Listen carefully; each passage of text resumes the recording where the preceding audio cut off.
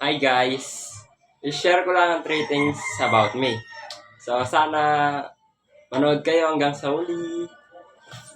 So guys, my first thing is yung mga sa playlist ko. Kapag pinapatugtog ko kasi to is nagiging okay ako, ganon. Ito sila guys. Oh.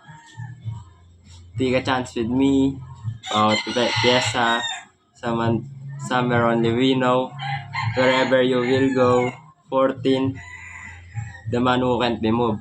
Kapag kasi pinapatugtog ko to guys, nagiging okay ako. Feeling ko safety ako. Ganon. So, my second thing is paglalaro ng Mobile Legends. Dito kasi nagiging okay ako, then wala man iniisip ko, wala akong problema.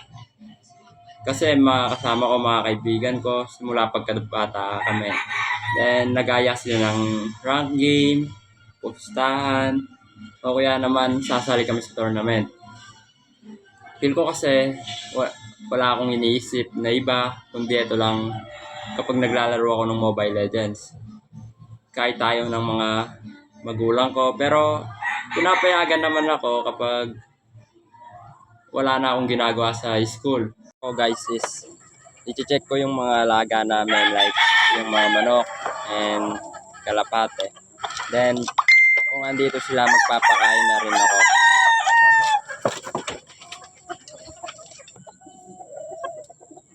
So ito guys, magpapakain na po tayo.